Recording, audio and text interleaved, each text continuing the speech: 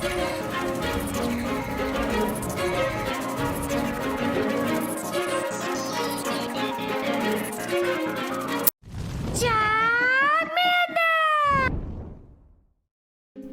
guys, King of Triumphs here to be your judge, your jury, and your analyst, and today I bring to you the most powerful team in Open Great League. According to PetePoke.com, this reached the #1 team and it's absolutely destroyed and annihilated all other combinations by approximately, yes I'm cheating, I'm going to look at the things right now, by approximately, let's see, 551, which actually isn't bad, and below it is the next team, which is 0.8 points below, something like that, but yeah.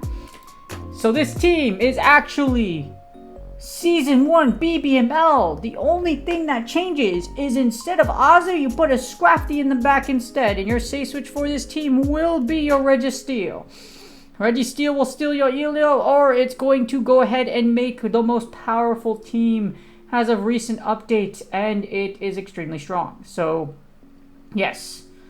I know, right? I would be more excited, but I'm not, which is kind of ironic because a few videos ago I just did Season 1 BBML and it's so good, and this one literally just slapped Scrafty in the back. But before we get started, this is my therapist mental health tip of the day. And if, as usual, if you want to skip this, you can go and just fast forward a little bit through the video and boom, you go straight to the battles. So there's going to be a description down below. And since we're talking about making teams is extremely stressful for Go Battle League. If you want to consistently make top teams, if you can make consistent top teams and pop it in PetePoke.com, you know you're good at team building, which I've done 8 times. And I've done unique ones as well, which no wonders have thought about, including my Hydreigon. That's my greatest accomplishment, breaking open Master League with Hydreigon, which no one has done up to this day. Well, it's impossible to do it to this day because now a whole bunch of madness came out in Season 2 and absolutely ruined all your plans, especially something called Zacian. Zacian actually ruins everything I know and loved about Hydreigon, sadly. But, anyways, with that, I stopped trying to be perfect with the perfectionism with my teams. And what is perfectionism? This is about perfectionism. As you go through life, you'll set standards for yourself. Some might be easy to achieve. I need to get dressed every day. Others might be fairly ordinary. And some might be really challenging. So there is healthy perfectionism versus unhelpful perfectionism. And it exists on a spectrum. Helpful perfectionism can help you achieve excellence in your life, while unhelpful perfectionism can be a burden that damages your well-being. Believe it or not, a lot of people that call themselves perfectionists actually aren't even aware of what they want to be perfect or where they lie on the spectrum. They've never got treated for it, or they're just not psychologically aware of it, or don't have the psychoeducation. So use this tool, it's really useful, and this article from Psychology Tools is actually freaking amazing. This whole article is literally like perfect for like any clinician that's like trying to research perfectionism. Like, this is perfect.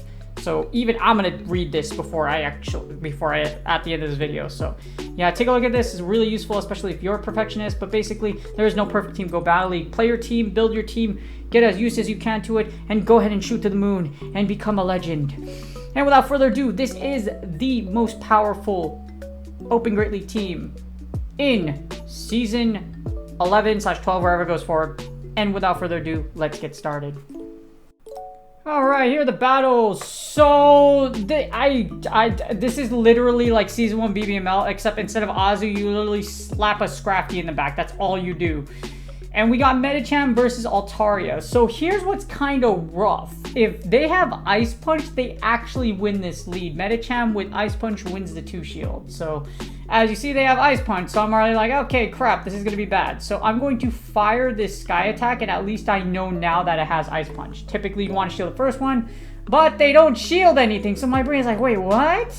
So because of that great mistake my opponent made, you have to commit both shields if you're gonna win the 2 shield, but they don't use their shield. That's a bold move, Cotton. Looks like it didn't work out for you right there. You didn't use the force apparently, so I'm expecting my opponent to top flip pretty soon just because of the fact that this Lickitung is taking so much damage. Once they show Scrafty, they're probably going to stop. They're just probably going to quit out. And as you see, they top left as I predicted. You know, Obi-Wan is one of the greatest Jedi Masters of all time. And it's okay. Until the latest series, he too was not that great. Until he figured out his mojo and decided to become a freaking Jedi Master of Soresu again. And yes, I know a little bit about lightsaber form combats. There's not a lot of things you can do when you're deployed. So I became a huge Star Wars nerd after watching, literally, because there's 2 things you do in Afghanistan. You do duty, or you watch a bunch of movies. So we watched all the Star Wars movies, and I loved it. We got the Altaria mirror, and I'm gonna fire this Moonblast. If my opponent doesn't call this, this will kill. Moonblast goes through both shields, and then bang!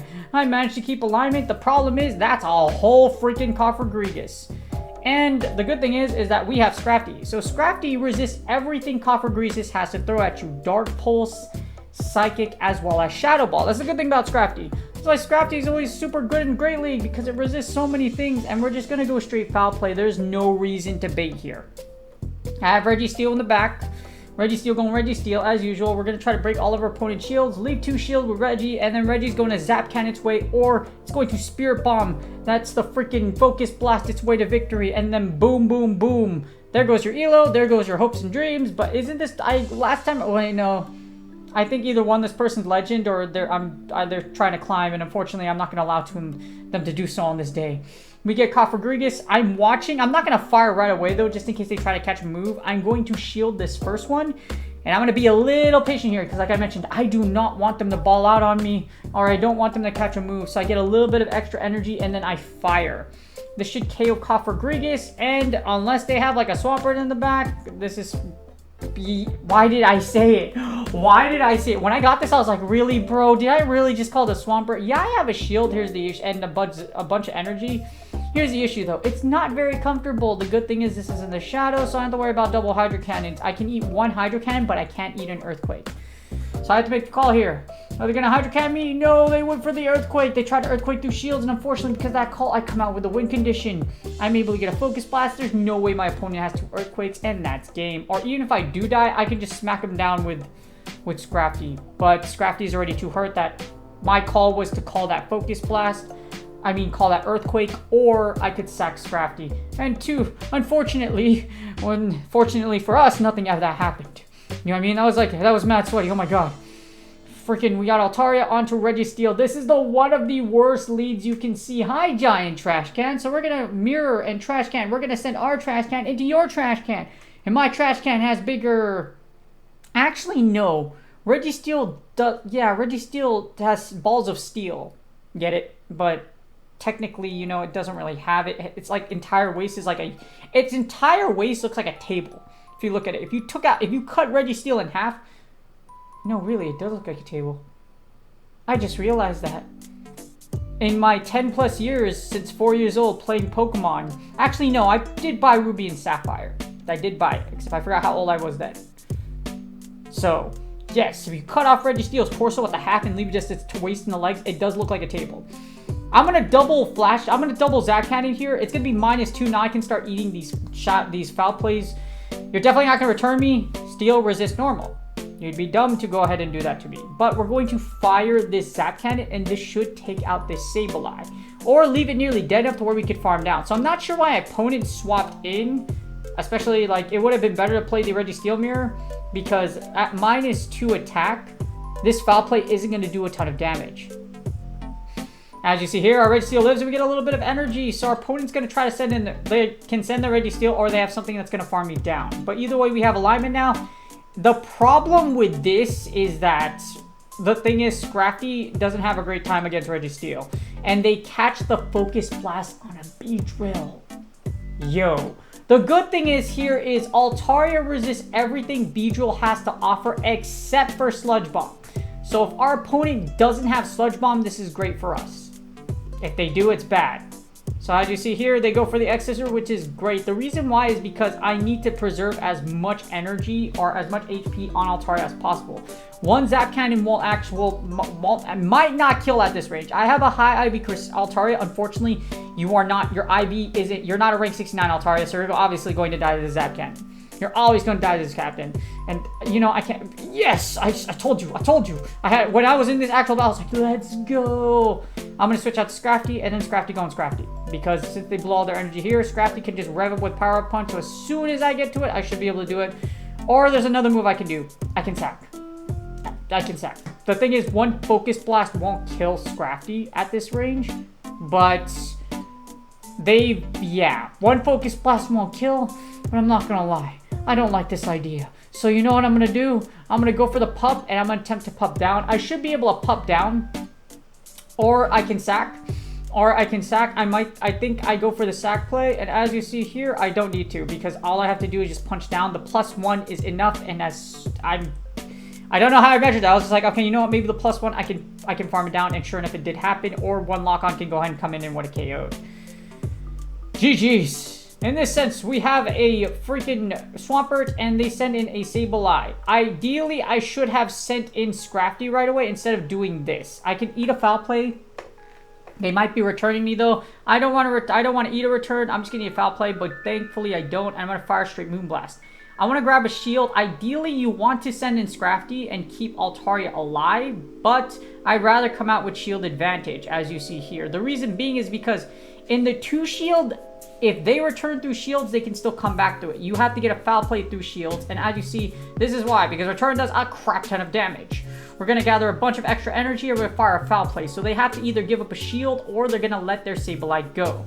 And I shouldn't be roasting my Altaria. I actually caught this Altaria when I went to Taiwan Safari. One of the best safaris I ever went to because it was at the Chime Museum. It was this gigantic park. They had Pikachu performances and Eevee performances, and they had a ton of concession stands. They had so much food, and Taiwan is the motherland of bubble tea. They invented bubble tea. So I had fresh, locally made bubble tea in front of me.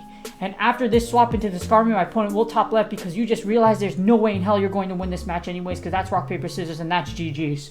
But yes, I want to go back. I need to go back to Taiwan one day. I'm hoping I'm able to make it during one of their events, because they always have events in Taiwan.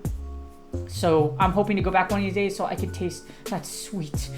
Oh, I love their bubble tea. I've never had a bad I've never had a bad bubble tea whenever I've been in Taiwan.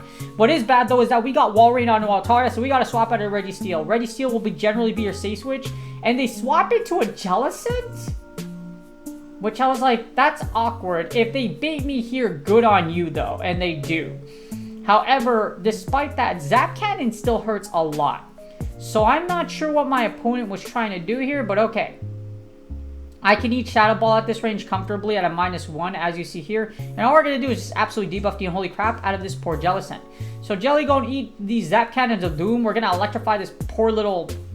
Well, actually, no, it's Mrs. Pringles. Mr. and Mrs. Pringles. This is Mrs. Pringles. So Mrs. Pringles going... Mrs. Pringles probably going to ball out. She going to ball out. She going to ball out with all that money she got at the club. And unfortunately, you're not going to be able to take us out. As you see here, I'm going to get to a Focus Blast. I'm just going to go and fire Focus Blast. Focus Blast should kill or make it to where we can farm down, which is good enough for me. And then we keep alignment. And they decide to keep, they want to keep it, which is fine with me because they're -2, I'm going to farm down here. This might be a Bubble Beam. If not, if it's not, that's fine. I can farm down here fully. And then I can go ahead and shoot Zap Cannon if Altaria comes back, and it does.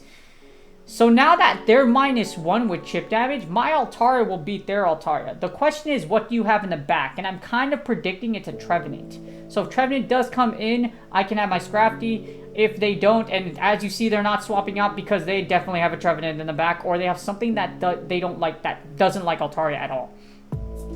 Moonblast goes through, but at a -1 you won't KO, and it is the Walrein, which I totally forgot about because that's right, I swapped out of the freaking Walrein. And that's perfectly fine though. All we gotta do is rev up with these power-up punches, and that's GG's. As you see here, this is the most powerful team in Open Great League statistically. It is literally just Season 1 Big Bee's Knees meta with a freaking Scrafty instead of a Zoomerl. I should be able to farm down here, and even if I don't, that's fine. I should be able to Dragon Breath down this Walrein, and then I'll have a move ready for their Altaria in the back. And I go for it. I know, you didn't need to do this. I went for the Moonblast anyways. You know what? Overkill is always welcome. Make sure it's dead, okay? That's GG's. I hope y'all enjoyed the battles. This is the strongest Open Great League team statistically in Open Great League. So I hope y'all enjoyed the battles. Hopefully this team does well for you if you decide to use it.